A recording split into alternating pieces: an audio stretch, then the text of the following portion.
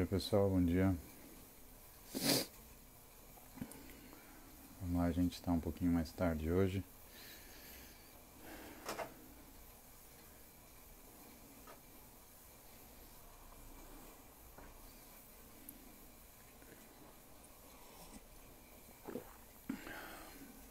Vamos juntar a pergunta de vocês e eu vou escolher uma pergunta aqui e como ontem eu vou esticar o assunto aqui.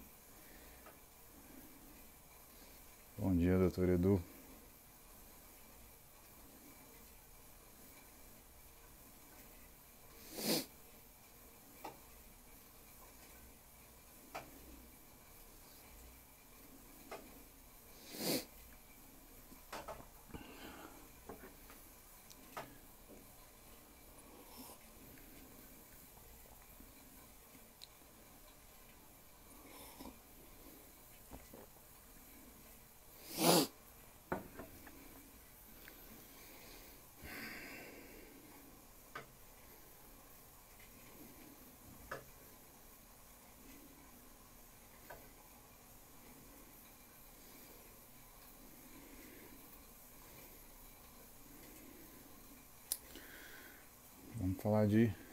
Hoje vamos falar de cardio, então. Gabriel, não vamos perder o foco, porque senão começa naquelas histórias, tá sem áudio e é mentira, só pra encher o saco. E hoje tô com pouquíssima paciência, acordei mal-humorado. Estranho, né? Às vezes a gente acha que a gente não tem o direito de ter mau humor. É aí que a gente fica mais mal-humorado mesmo. Mas vamos falar hoje. Aparelho cardiovascular. Gabriel, treinador. Elevação da pressão arterial em fase off. É normal? Gabriel, nunca elevação da pressão arterial é normal. Tá? Isso é uma coisa que você tem que ter na sua cabeça aqui. Primeira coisa que você tem que pensar quando você pensa em pressão arterial é capilaridade. Então, do que a gente está falando? A dificuldade que o seu sangue chega nas regiões mais distantes do seu corpo, ou mais distais do seu corpo. Como é que está a microcirculação? E por que a gente se preocupa com isso? Porque todos os órgãos vitais do nosso corpo, eles são baseados em microcirculação. Vou te dar alguns exemplos. Rins, cérebro, olhos. Quando você pega uma doença, como por exemplo diabetes, qual a preocupação principal em relação à repercussão da hiperglicemia que é mantida pela doença? É justamente essa lesão vascular que o excesso de glicose causa na microcirculação. Então a gente pensa na microcirculação, por exemplo, que abastece os nervos, que a gente chama de vasa nervorum. E a pessoa começa a ter problema neurológico. E eu não estou falando de problema neurológico central só. Estou falando de problema neurológico distal. Então são aquelas polineuropatias diabéticas, né? Só para você ter uma ideia do que é isso, sabe quando você fica sentado muito tempo no vaso, que adormece sua perna, e aí parece que a tua perna morreu, e aí você vai levantar e dá uma dor absurda? Pensa que o paciente que tem diabetes mellitus, se ele desenvolve uma polineuropatia, ele sente isso daí 24 horas por dia. Nós, graças a Deus, nos movimentamos, nos mexemos, e aí você retorna à função, porque isso foi causado por uma compressão neurológica, normalmente causado pela compressão do nervo ciático ou do nervo femoral. Você está sentado em cima dele, e aí a tua perna volta ao normal. Mas o quanto que é difícil você pisar no chão depois que você ficou aqueles 20 minutos sentado no banheiro, é ou não é? E se você for pesado, isso daí pode demorar até menos para acontecer, né? Com pouquíssimos 5 a 7 minutos, você já começa a sentir esse formigamento no pé, o que já te lembra, opa, tá na hora de ir embora, já fiz meu castelinho, né? Mas quais são as outras complicações? E eu preciso lembrar isso por quê? Porque o pessoal não lembra disso com as doenças de aumento da pressão arterial. O pessoal lembra disso muito do diabetes, né? Por isso que eu estou falando de diabetes, começando com diabetes. São as doenças de microcirculação. Então, você tem fibrose dos glomérulos com a perda da função, o que faz com que você comece a ter proteinúria. Então, se você está em off e você está aumentando sua pressão arterial, um dos exames que, por exemplo, eu peço de rotina no consultório, eu peço microalbuminúria e proteinúria, tá? Por quê? Porque, como eu te falei, o aumento da pressão arterial não é normal. E mesmo a pessoa falando, eu sou grande, eu sou pesado, eu sou forte, né? Os rins das pessoas são todos iguais. E eles são submetidos às mesmas capacidades. Eles são capazes de tolerar os mesmos estímulos.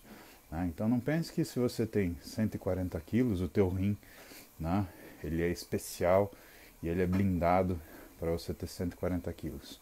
Na realidade não. Ele é um rim que tem uma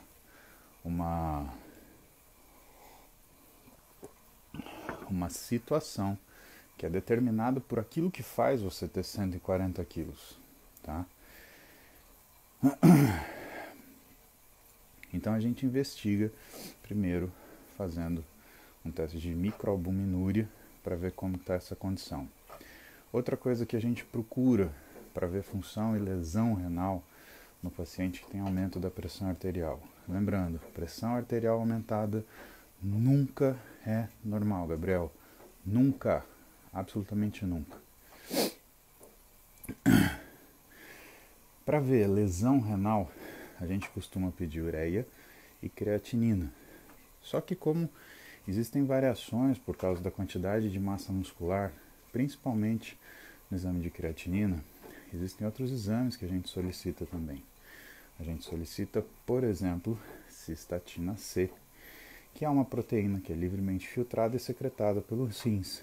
Então, se ela está acumulando, significa que o rim ele está perdendo a função dele de filtração. Logo, o que você começa a notar é que já existe um padrão de lesão renal.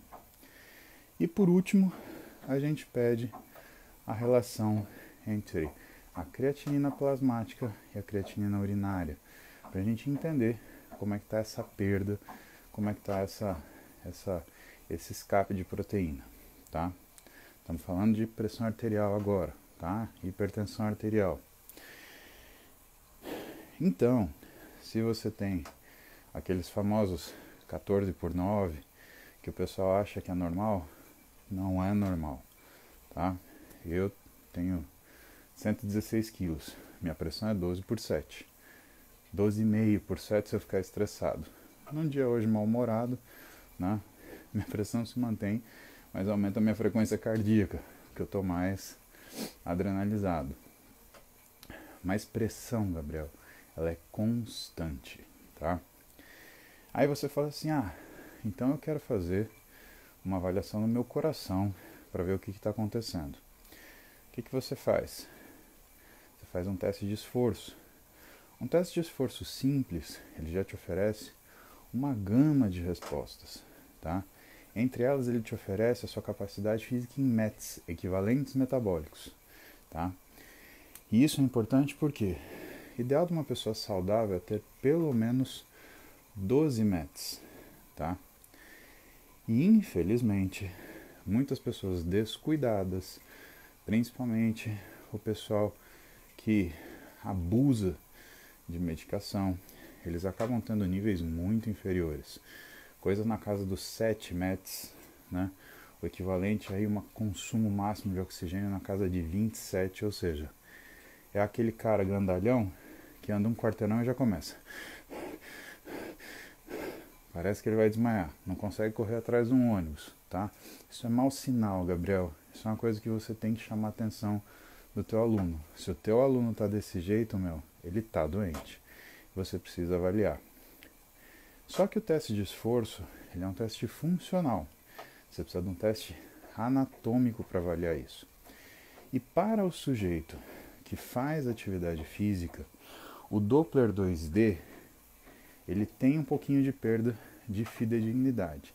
Sabe o ecodoppler que o pessoal faz, transtorácico?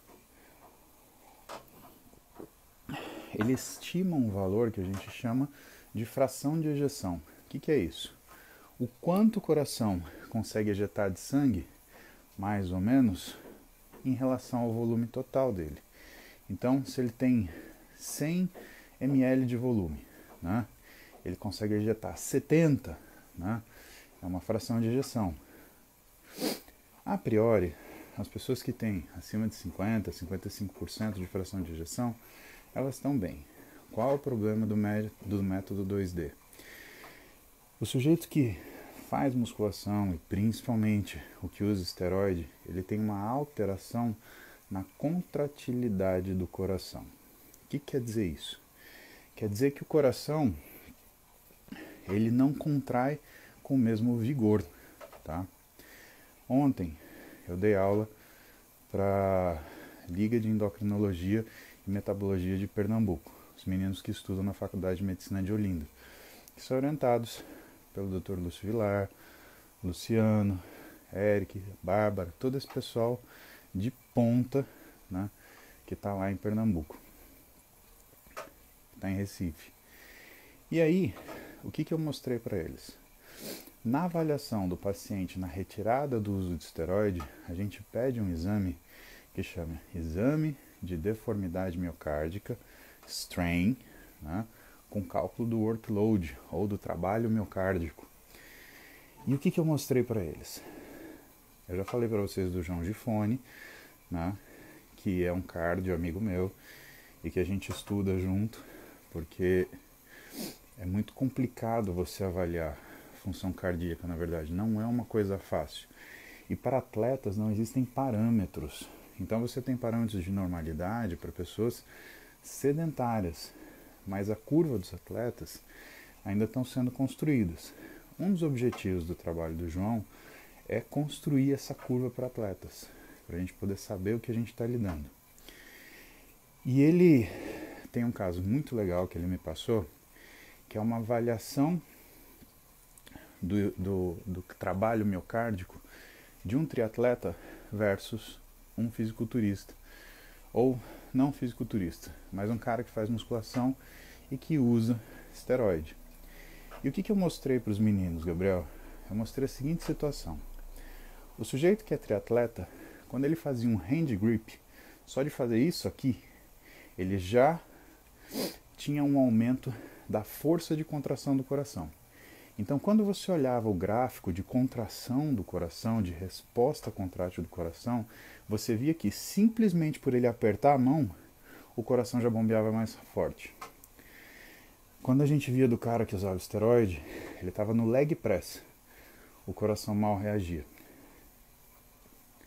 Por que isso é ruim? Você pode falar assim, se ele mal reagia, talvez o esforço não fosse suficiente. Não é isso. Ele perde a capacidade de reagir ao esforço. Então o que aconteceu com esse, o que acontecia com esse rapaz que treinava musculação? Ele tentava fazer o leg press, mas o que faltava para ele? Bomba, tá? Então bomba cardíaca, eu digo, tá? Como ele não tinha bomba cardíaca, o exercício dele era limitado. Você entendeu agora porque vocês têm que fazer cardio? O cardio, ele trabalha na capacidade cardiovascular. E eu falo para vocês, cuidado com a falta de cardio, porque se você faz pouco cardio, você não tem a capacidade de ter um coração que vá bombear sangue para o teu corpo treinar de uma forma eficiente. Eu já fiz essa comparação para vocês aqui, e qual é a comparação que eu falo? Imagina um carro V8 com uma bomba de gasolina de um Uno Mille 1000 cilindradas. Ele não vai em lugar nenhum. Por quê? Porque aquele motorzão, ele precisa de uma bomba de gasolina que seja proporcional à necessidade dele. Logo, o que a gente tinha no caso desse menino? A gente tinha um cara que tinha, entre aspas, um baita motor, muito músculo, mas ele não tinha a bomba de sangue para poder fazer esse ajuste entre a necessidade e a demanda desse músculo. Coisa que o João detectou fazendo esse exame de strain longitudinal e trabalho miocárdico. Por que isso é importante? Porque isso você nota na sua avaliação de treino do paciente, Gabriel. Então, quando você tem um cara que é hipertenso, por exemplo, você vai ver que ele cansa com uma velocidade absurda. Ele está treinando, ele entra num leg press, já começa a colocar a língua para fora. Você está no segundo exercício, ele está... Você vai fazer um tríceps. Bobeou, ele está subindo o giro, hiperventilando. Isso é um problema que a gente tem que tratar, tá? Então, de novo, por que aumento da pressão arterial não é normal, tá? Ela não é normal porque uma das coisas que ela indica é que o teu coração está perdendo eficiência, tá? E o que são uma das coisas que causam esse aumento de pressão arterial? Por exemplo, a alteração de eletrólitos. Em muitas situações, quando você define um off, né? E assim, você sabe que eu sou extremamente rígido com isso, né, Gabriel? Você sabe que pra mim, off e on é coisa de atleta. Não vem me falar de cara que faz musculação por recreação, que tá em off ou tá em on, em cutting. Eu acho isso uma tolice. Parece o sujeito que comprou um Celta e botou um aerofólio falando que ele vai melhorar a aerodinâmica do carro. Pô, cara, acorda, se toca, se põe no seu lugar, né? E é tua função também, às vezes, dar uma colocada no cara no lugar dele. Senão ele começa a fazer besteira e depois ainda sobra pra tu. Então, quando você fala off, né, a gente tá falando de atleta. E o que normalmente acontece no off que as pessoas elas se confundem tanto? A fase de off de um fisiculturista é uma fase onde ele tem uma alimentação mais livre em relação à caloria. Mas não significa jamais que essa alimentação ela seja desregrada. Se vocês virem um atleta de verdade, como Eduardo Correia, por exemplo, quando vocês olharem ele em off-season, vocês vão achar que ele vai competir. Que ele tem um físico mais definido do que qualquer cara em on. Quando ele está em on, você tem certeza que ele vai ganhar. Porque é um negócio absurdo. As pessoas têm que parar de achar, o pessoal que quer ser atleta de fisiculturismo, que o off é orgia alimentar. Não existe isso. Não tem desculpa, justificativa, não tem razão para o cara virar e ficar comendo 3 pizzas, hambúrguer toda hora, tá? Claro que alimentar-se, participar socialmente de situações são coisas da nossa vida. E se você não consegue encarar isso, talvez você não tenha tanta saúde quanto você pensa que você tem. Contudo, o que eu pondero para você? Viver uma alimentação que é hedônica simplesmente o tempo inteiro não é uma coisa saudável. E não quer dizer que tua cabeça está bem, quer dizer que tua cabeça está muito mal. O que normalmente eu observo? Muito sujeito acha essa explicação de estar em off para não ter nenhuma regra alimentar para se alimentar. E o que acaba acontecendo, Gabriel? Você começa a aumentar a resistência periférica à insulina. Conforme aumenta-se a resistência periférica à insulina, também aumenta-se o quanto sódio é retido no nosso organismo. Esse sódio, ele acaba aumentando o que é a quantidade de líquido intersticial e intravascular. E como a gente tem uma série de hormônios que regulam nossa pressão arterial, então o sistema renina, angiotensina, aldosterona, você começa a ter um sinergismo entre a presença do sódio induzida pela insulina, a presença de sódio e de líquido induzido pela aldosterona. O que começa a acontecer com a sua pressão, então? Ela começa a aumentar. Só que isso não aumenta de um jeito legal, Gabriel. Isso aumenta de um jeito... pensa que o que está em volta do vaso também está inchado. E pensa que o vaso ele está inchado também. Então essa pressão que aumenta, ela não é uma pressão que simplesmente aumentou o volume circulante, ou volume corrente, ou simplesmente aumentou a frequência cardíaca. Não, é uma pressão que tudo vai arrebentar. Você tem aquele músculo, gordura, fáscia, tudo inchado, e você tem um vaso ali no meio se espremendo para conseguir fazer sangue fluir. Isso já é ruim do ponto de vista de performance. Por quê? Porque do ponto de vista de performance, se você tem esforço vascular, você tem perda de força.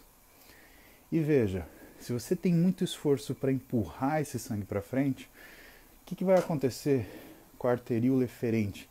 Lá no seu músculo, na microcirculação do músculo, não estou falando nem de rim, cérebro e olho, estou falando músculo, tá? O que vai acontecer? Você vai arrebentar aquilo tudo. E você não vai ter uma vascularização que seja eficiente. Você vai ter extravasamento, você vai ter edema, você vai ter retenção de líquido intersticial. E isso é um caminho que é um caminho complicado de se trilhar, porque o corpo ele se adapta a isso. E ele, nos ajustes que ele faz para se suportar isso, você tem perda de performance grande e você tem perda, evidentemente, de qualidade física. Então é aquele cara que a vida inteira é inchadão. Quando ele consegue secar um pouquinho, ele se sente mal. Por quê? Porque é um sistema que já está deteriorado, que já está sob pressão, já está com alteração. Então, primeiro sinal de aumento de pressão arterial é a percepção do aumento da fadiga durante o treino, a menor resistência ao esforço. Isso é sintomático, tá? O que eu preciso que você entenda? Não adianta sair fazendo aferição de pressão arterial do seu aluno durante o treino. O que você vai notar? Você vai notar que existe um aumento da pressão arterial sistólica durante o exercício. Isso é normal e fisiológico. Quando a gente pede um teste de esforço, por exemplo, por que existe a aferição da pressão arterial constante? Porque a resposta positiva cardiovascular, ela envolve o aumento da pressão arterial sistólica e diminuição ou manutenção da diastólica. Lembra que a pressão arterial ela tem um número grande e um pequeno? Tá? 12 por 7, 12 por 8. 12, pressão de bombeamento do coração, sistólica. 8, pressão de enchimento do coração, diastólica. Tá?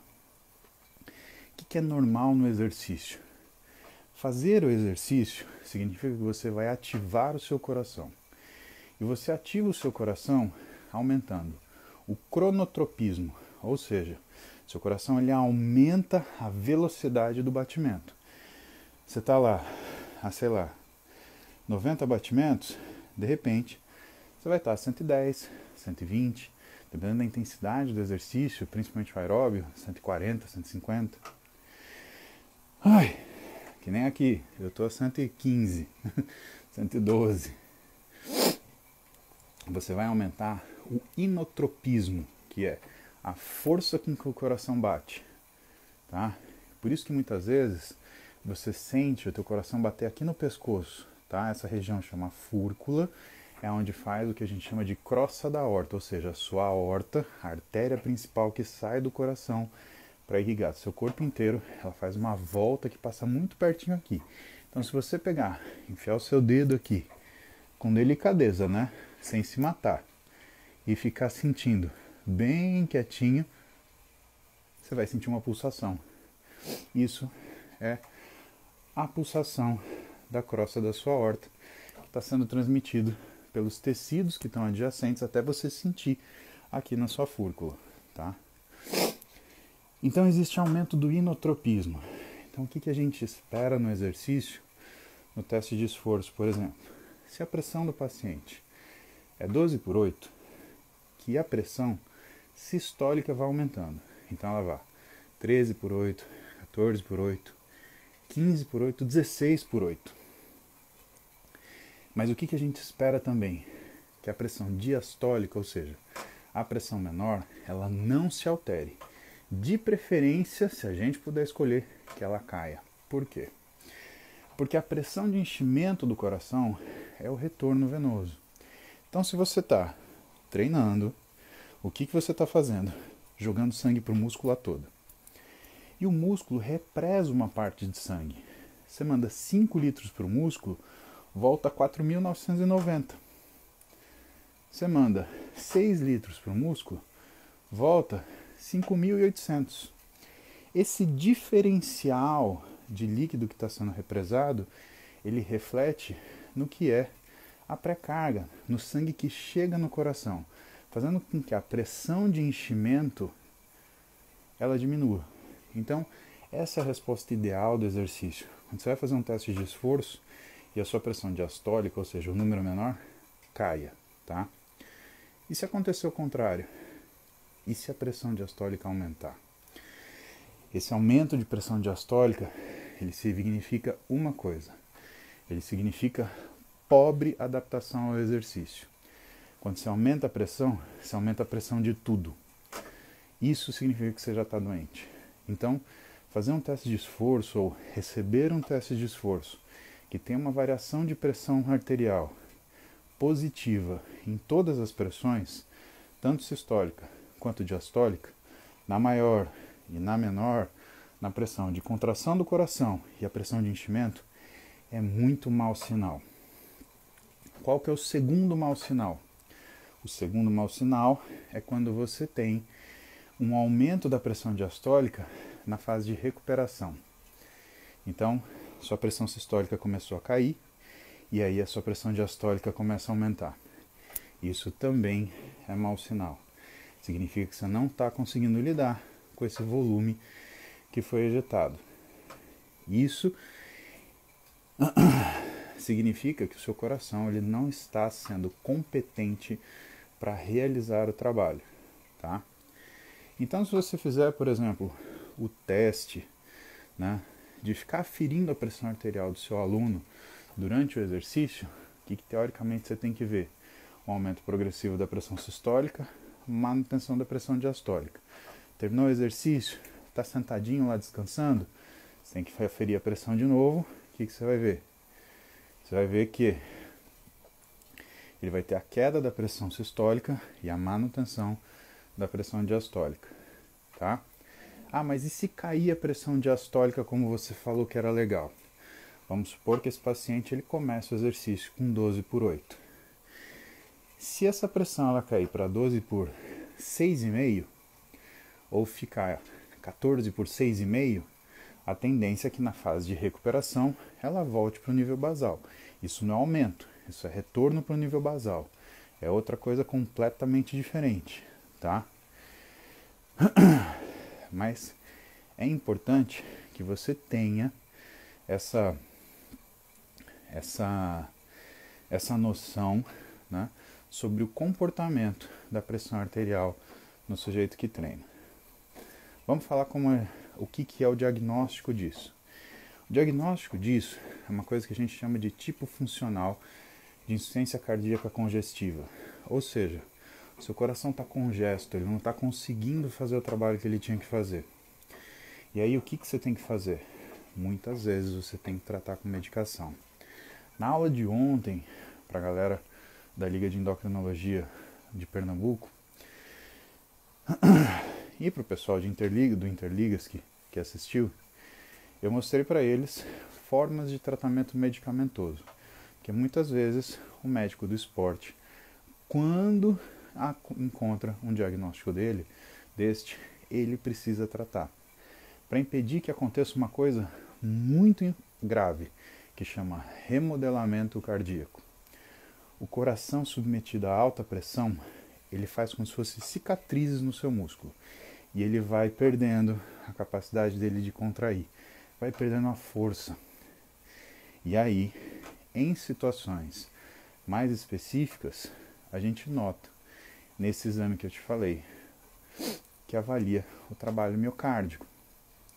E aí, você percebe que existe uma baixa resposta à contração do músculo ao esforço, que é o exame de trabalho miocárdico e strain longitudinal, deformidade longitudinal. Você tem 3, né? Longitudinal, radial e circular. Tá? Que isso é uma máquina de ultrassom que tem um programa que faz essa avaliação. E aí você tem que usar drogas para hipertensão arterial, você tem que usar às vezes drogas que controlam a glicose e a pressão arterial, que são drogas mais atípicas para isso, mas elas são capazes de drenar esse edema intersticial com muita eficiência, né? Então lá na aula eu falei com os meninos sobre isso. Por quê? Se você é médico para diagnosticar, você tem que ser médico para conseguir tratar. Claro que depois você vai indicar para um cardiologista que seja seu colega, para ele dar continuidade nesse tratamento. Quem são os caras que eu confio? Então tem o João, no Rio de Janeiro, e aqui em São Paulo, o Henrique Grinsberg, que é do Sírio, e que quando eu faço um diagnóstico deles, eu já mando direto para o Henrique, porque eu sei que, além dele ter uma extrema gentileza para lidar com esse paciente, ele é um excelente médico. Então, e eu estou falando assim, médico, né? Você tem um especialista e você tem um médico especialista. Esses caras são médicos especialistas, tá? É mais ou menos a diferença entre você ser formado em medicina e ser médico. É uma coisa muito sutil. Pois bem, tendo esse acompanhamento, tendo o paciente tratado, o que você pode fazer para ajudar a tratar esse paciente? Sabe quem que trabalha com isso há muitos anos? Inclusive, cuja tese de mestrado ela teve esse tema? O Belmiro de Sales, que acabou de escrever esse puta livro sobre treinamento, né? Que volta e meia eu mostro para vocês aqui. A tese de mestrado do meu Belmiro foi justamente analisar as pessoas que tinham hipertensão arterial e o efeito do treinamento resistido, ou seja, o treinamento com pesos, para o pessoal que era hipertenso. E o que ele descobriu? Ele descobriu que quando você pega uma pessoa que é hipertensa e põe ela para fazer musculação, no começo não muda nada. Depois de um tempo, ela tem uma compensação. Por conta desse aumento de pressão arterial sistólica durante o treino, logo depois do treino ela tem uma queda na pressão arterial.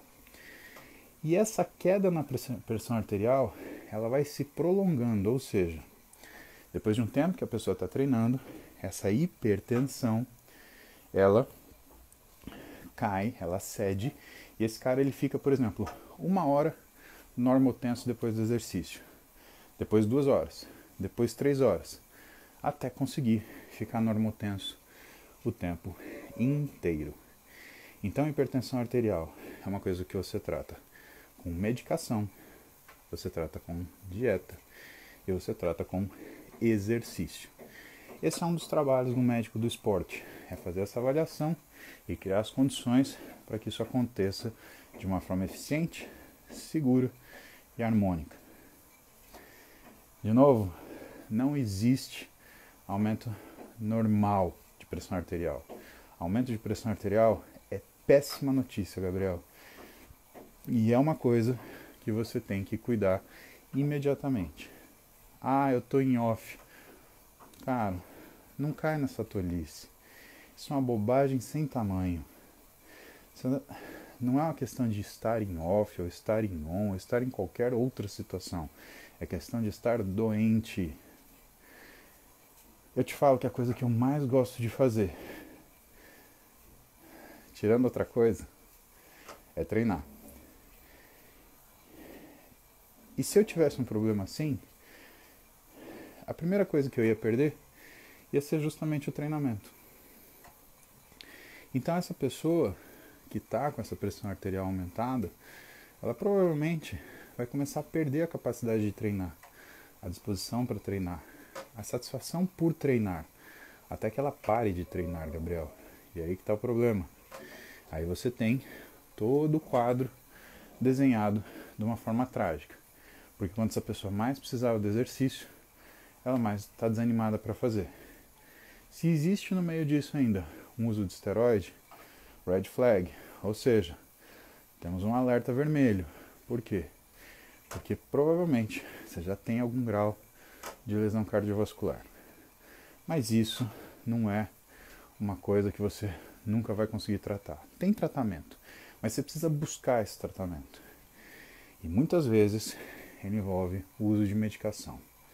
A boa notícia é que, além do tratamento, fazê-lo vai te fazer se sentir melhor, vai fazer com que você tenha uma devolução da sua capacidade de treino, do prazer que você tem em treinar, da satisfação que você tem em treinar e da sua treinabilidade. Mas tem que fazer a coisa certa, Gabriel. Não dá para errar. Esquece essa história de que a gente pode fazer... Não, você tem uma chance de fazer bem. O resto vai ser remendo. Qualquer coisa na sua vida vai ser remendo. Se você ficar deixando para errar sempre na primeira, você sempre vai ser segundo lugar. E eu não sei como é que isso afeta para você na tua vida. Mas na minha, dói. Eu quero me esforçar para ter as coisas que eu mereço. Pode ser que o meu melhor não seja suficiente, mas eu nunca vou dar o meu pior. Eu sempre vou usar o meu melhor. E eu vou colher aquilo que é proporcional a isso. Isso eu aceito. Agora, fazer nas coxas, de qualquer jeito, não. Brother, não tem vida pior não. Você que se coloca no segundo lugar, não é outra pessoa. E aí a coisa complica. Se você tiver algum paciente que esteja, algum aluno que esteja com aumento de pressão arterial, então, você já sabe o que fazer. Fala para ele parar de galinhar, procurar um cardiologista bacana, fazer uma avaliação, tem alguns exames que vão ser feitos.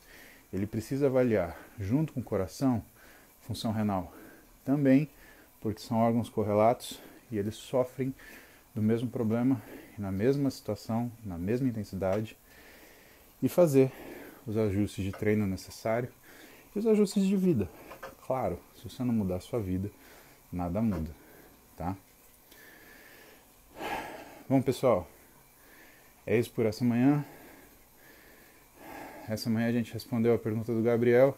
Elevação de pressão arterial em fase off, normal. Vocês aprenderam a resposta? Nunca!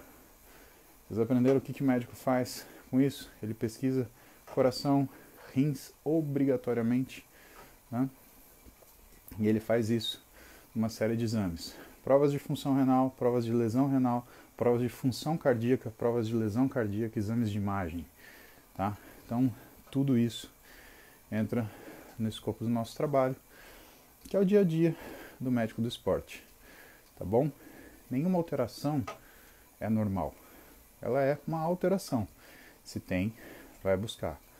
Diagnóstico tardio é sempre de pior prognóstico para tratamento. Diagnóstico recente é sempre de melhor prognóstico para tratamento, tá bom?